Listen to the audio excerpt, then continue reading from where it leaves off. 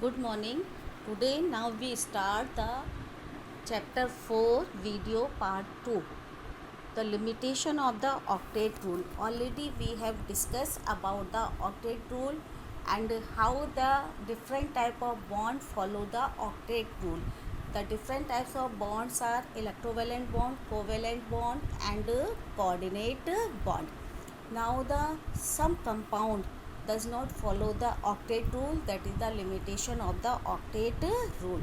First limitation is the incomplete octet of the central atoms. In some covalent compound, the central atom has less than 8 electrons in it.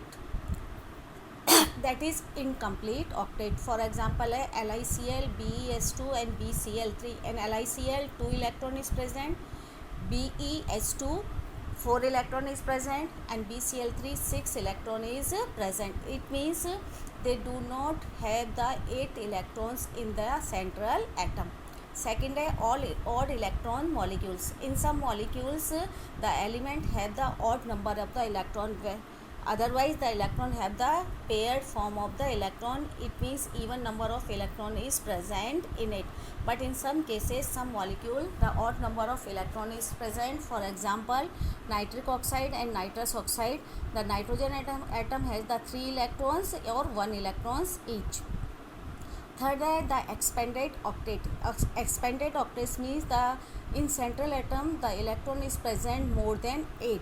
That is, for example, PF5, the phosphorus have the 10 electron. In PF6, SF6, the sulfur has the 12 electrons. Some other drawbacks of the octet rule are some noble gases. Noble gases already follow the octet rule, but when they combine with the oxygen and fluorine, they does not follow the octet rule. For example, XeF2. In these compound, they does not follow the octet rule. Second है, this theory does not explain the shape of the molecule. Shape of the molecule means geometry of the molecule in 3-dimensional state. It does not give any idea about the energy of the molecule and relative stability. How the molecule is stable or unstable, it cannot give any idea about it. Now when the covalent bond is formed, some bond parameter is also used. The first bond parameter is the bond length. The length between the two bonded atoms के एक nucleus से दूसरे nucleus तक के बीच का distance, that is known as the bond length. The equilibrium distance between the centres of the nuclei of the two bonded atom. It is expressed in term of angstrom. Experimentally, it can be defined by X-ray diffraction or electron diffraction method. It is depend upon the size of the atom and nature of the bond. Second is the bond angle. Bond angles means जिन दो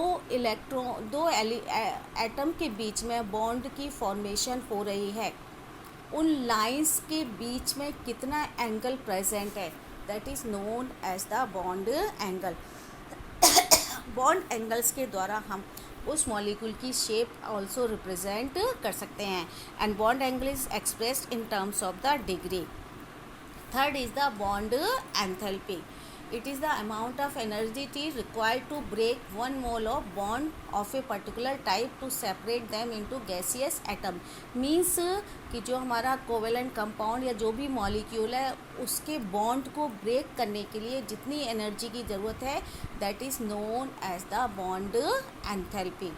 It is also known as bond dissociation enthalpy or simple bond enthalpy, and the unit is the kilojoule per mole.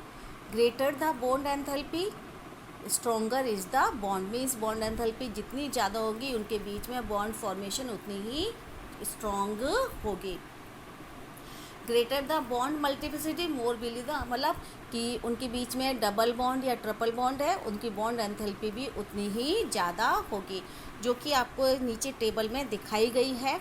कि देखो H single bond है 435 है, जबकि Cl के बीच में 239 है, बॉन्ड एनर्जी कम हो गई.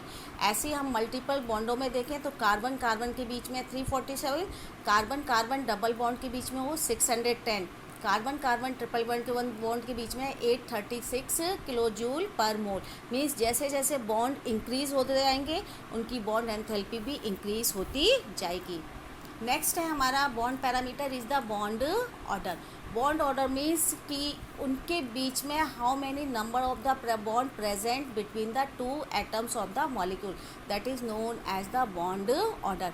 फॉर एग्जांपल जैसे hydrogen molecule 1 bond order is present, oxygen is the 2, double bond होता है वहाँ पर इसलिए 2 bond order is present. Nitrogen के अंदर ट्रिपल बॉन्ड पाया जाता है, it means the bond order is 3।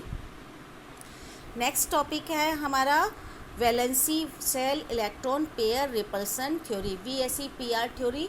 ये थ्योरी हमारी सिडविक एंड पावेल ने इन 1940 में प्रपोज की थी। And this theory based upon the shape of the molecule, की उस मॉलिक्यूल की शेप किस तरह की होगी उसके ऊपर ये थ्योरी डिपेंड होती है। इस थ्योरी को फर्दर जो है हमारे साइंटिस्ट थे उन्होंने डेवलप किया, that is the Nyholm and Gillespie. इन्होंने 1957 में इस थ्योरी को फर्दर डेवलप किया। The main postulate of this theory are the geometry and shape of the molecule depend upon the number of the electron pairs bonded और non bonded in the valency shell of the central atom. कि हमारा जो भी molecule है उसकी geometry या shape किस पे डिपेंड करती है, कि number of the electron pair either it is a bonded और नॉन बॉन्डेड जो कि वैलेंसी शेल में प्रेजेंट है उनके ऊपर डिपेंड करती है। The electron pair surrounding the central atom has a tendency to repel one another as their orbital या electrons cloud are negatively charge. अब हमारे जो इलेक्ट्रॉन्स पेयर प्रेजेंट है सेंट्रल एटम में जो कि उन्होंने शेयरिंग के बाद आए हैं वो आपस में एक दूसरे को रिपेल करते हैं because both the electrons are negatively charge. In order to minimise the repulsion this electron pair tends to occupy such position where the distance between them is maximum. इस रिपल्शन को कम करने के लिए वो इलेक्ट्रॉन अपने आप को ऐसी पोजीशन में ले जाते हैं, ऑक्यूपाई करते हैं ऐसी पोजीशन जिससे कि उनके बीच में जो रिपल्शन है वो सबसे कम हो जाए। The repulsion interaction between two lone pair are different from those between two bond pair और those between a lone pair and a bond pair.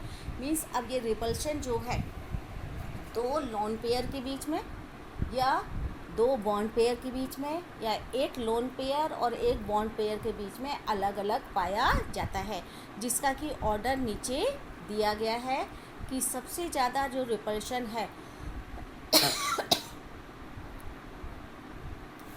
जो सबसे ज़्यादा रिपल्शन है वो लोन पेयर के बीच में है, उससे कम लोन पेयर और बॉन्ड पेयर के बीच में है, और सबसे कम जो है बॉन्ड पेयर और बॉन्ड पेयर के बीच में प्रेजेंट होता है।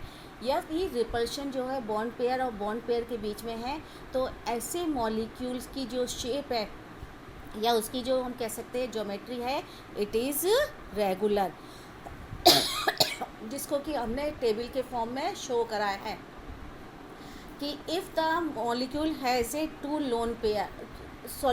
बॉन्ड पेयर मीन्स उस मॉलिक्यूल के पास जो भी मॉलिक्यूल प्रेजेंट है बॉन्ड के फॉर्म में है और दो बॉन्ड पेयर है तो उसकी बेसिक शेप होगी लीनियर और उसके बीच में बॉन्ड एंगल प्रेजेंट होगा 180 डिग्री का। If the total number of bond pair is 3 then उसकी शेप होगी ट्राइगोनल और उसके बीच में जो है बॉन्ड एंगल होगा 120 डिग्री का। If the total number of the bond pair is 4 shape उसकी होगी टेट्राहीड्रल और उसके बीच में एंगल होगा 109.5 डिग्री का। इफ़ 5 है तो ट्राइगोनल बाइपिरामिडिकल उसकी शेप होगी, है ना, और उसके अंदर जो एंगल होगा वो दो एंगल हैं 120 डिग्री और दूसरा एंगल है 90 डिग्री का। एंड 6 है तो ऑक्टाहेड्रल शेप है, all the bond angle is 90 degree.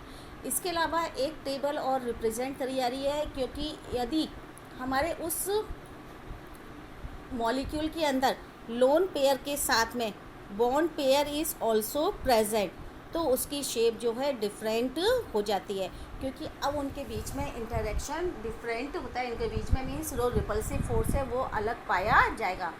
For example जैसे कि जो भी हमारा मॉलिक्यूल है उसके पास एक लोन पेयर भी प्रेजेंट है, तो उसकी शेप जो है वो वी शेप हो जाएगी या एंगुलर शेप में होगी, और उसका बॉन्ड एंगल जो है 120 डिग्री से कम होगा। फॉर एग्जांपल है इसका जैसे SO2 और NO2।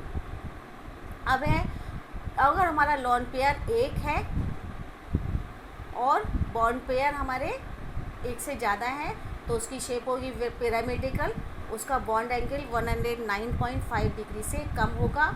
एग्जांपल है जैसे हमारा अमोनिया। यदि दो लोन पेयर प्रेजेंट है तो उसकी शेप हो जाएगी बॉन्ड की शेप या वी शेप, और उसमें बॉन्ड एंगल भी इसका हमारा 109 डिग्री 5 से कम होगा। इसका एग्जांपल है वाटर मॉलिक्यूल। यदि 3 लोन पेयर प्रेजेंट है तो उसकी शेप हो जाएगी लीनियर, और उसके बीच में एंगल आएगा 180 डिग्री। एग्जांपल है इसका हमारा ClF।